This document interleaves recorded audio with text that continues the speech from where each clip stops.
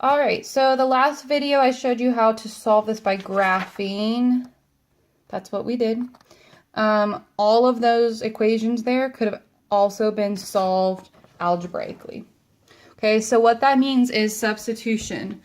So again, going back to linear problems, we would have something like y equals 5x plus 2, y equals 4x minus 7. What you would do is substitute this in. If that's what y equals, then that's what y equals. So I'm going to substitute that in for y. And now it just becomes an equation that I can solve for x. Subtract 4x and subtract 2. I get x equals -9. Okay, I'm not done. I have to actually go back and plug that in to either equation. It doesn't matter. So I usually pick the easier equation. In this case, it doesn't really matter too much. Let's go with this one. So 5 times -9 plus 2. So that's -45 plus 2, which is -43. So my answer is -9, -43. That's linear land. Now we go to quadratics. Okay, so let's look at an example of solving these algebraically. Just start on a fresh sheet of paper just so we have enough room. Okay, so same thing that we did before, just like when we did for lines, that's what y equals, so that's what we're going to plug in, okay? So we'll have 4 minus x equals x squared minus 6x plus 10. Now, a good way to solve this is our goal is to set equation equal to 0.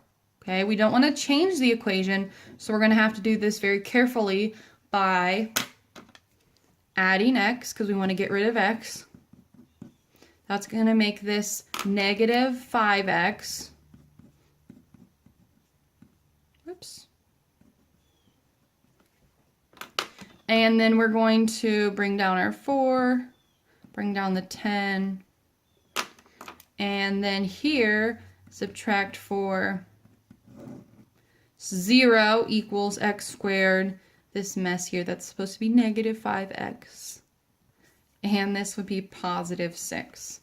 Okay, so what we could do now is solve this by factoring.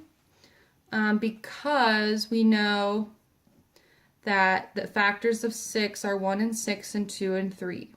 Since they multiply to a positive, we have to make them both negative because they're going to add to negative. Okay, that adds to -7, so that doesn't work. This adds to -5, so that is the winner, x minus 2, x minus 3. All right, from there, you're just going to set each factor equal to 0 and solve. Add 2, so x equals 2. Add 3, so x equals 3. Right? You are not done. So think about why you're not done. Why you're not done. Stress on the word why, W-H-Y, because we need to get y. Again, since you can plug into either equation, pick the easier one, save yourself time. That one's a much easier one to plug it into. 4 minus 2 equals 2. Woo!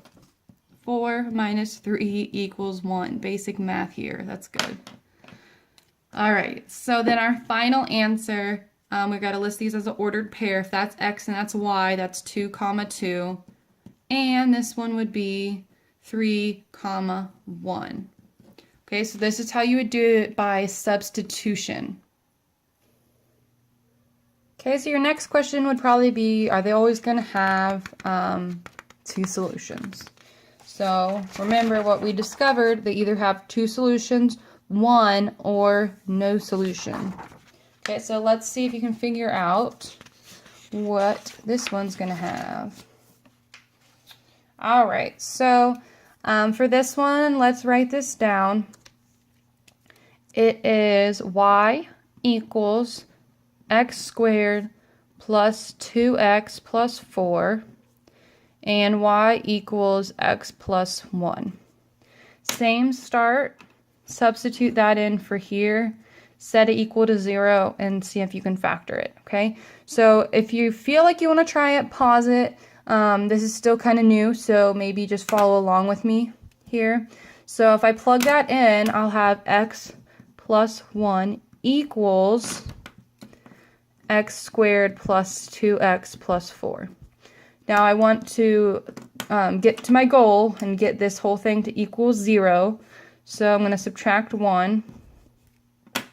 I'll have x equals x squared plus 2x plus 3. And then I'm going to subtract x. And 0 equals x squared plus x plus 3. Okay, think if I can factor this. My factors of 3 are 1 and 3. They have to be positive, so my only options are to make them both positive and add them together, or make them both negative and add them together. Either way, I'm going to get 4 or negative 4. That doesn't give me 1x.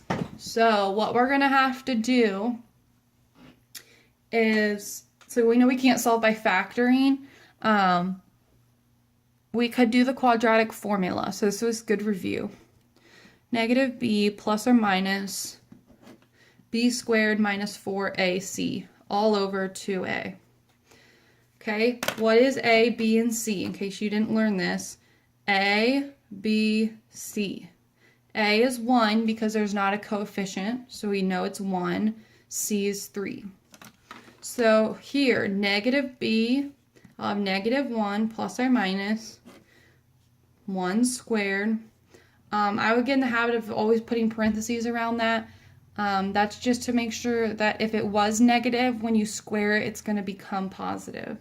Minus 4, and then again, we can just put parentheses to represent the multiplication here. So 4 times 1 times 3, all divided by 2 times 1. All right, so what we can do now is simplify what's underneath the radical. This is called the discriminant. Discriminant. Make sure I'm spelling it right. Okay, so 1 squared is 1.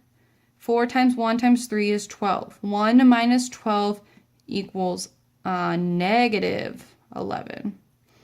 Okay, so if your discriminant is negative, so there's cases here. If your discriminant is negative is less than 0, then there's going to be no solution, no real solution. If it equals 0, there's going to be 1 real solution, and if it's greater than 0, 2 solutions. What does this mean again? No solution means that originally in our problem up here, that our line and our parabola never cross. 1 solution, they cross at 1 point exactly. 2 solutions, they cross at 2 points. And of course the graphs are going to look different, but these are just examples of what that means. Okay, so what does this mean for our problem? Underneath the radical is a negative number, so that's no solution. So this means that these never intersect. Again, since we're just learning this, I'll show you what it looks like on the graph.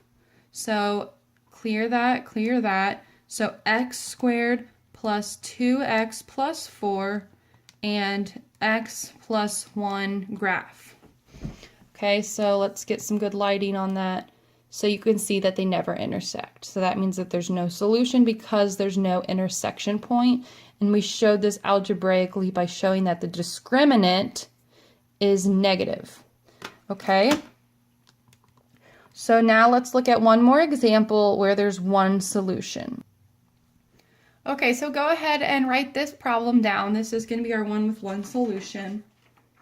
Again, if you want to try it, go ahead and pause it and try it, or you can follow along. So we're going to substitute this in. So our equation will be negative 2x plus 1 equals x squared plus 2x plus 5. Okay, our goal is to get this all equal to 0. So subtract 1 on both sides.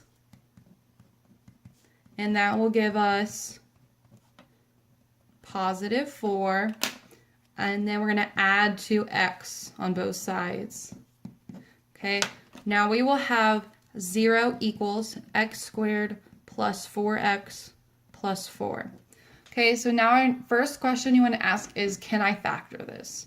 So the factors of 4, let me use pink here, are 1 and 4 and 2 and 2. They're either both going to have to be positive or negative because they multiply to a positive number. Since this is positive here, then I know they're both going to be positive. 2 plus 2 is 4. So my factors are x plus 2, x plus 2. Okay. Now, if I set these factors equal to 0 and solve them, aren't I going to get the same thing? X plus 2 equals 0. X plus 2 equals 0. Subtract 2, subtract 2. X equals negative 2 in both cases. Okay, so this is going to be one solution. I'm going to go ahead and plug this back into either equation. Again, it's usually easiest to plug it into the linear equation. So y will equal negative 2 times negative 2 plus 1. Negative 2 times negative 2 is positive 4 plus 1 is 5. Y equals 5, x is negative 2. So my solution is negative 2 comma 5. Okay, again, in math, how you write the solution is really important. So you want to make sure you put it as an ordered pair. Okay, so this is all the cases here where we had one solution. This one had no solution. And the one we did before that had 2 solutions. This one had 2 solutions because it intersected at 2 points. And that goes all the way back to our 3 cases here. They can intersect either twice, once, or not at all, okay? Solving by graphing or solving using substitution, okay? Awesome. Thanks, guys.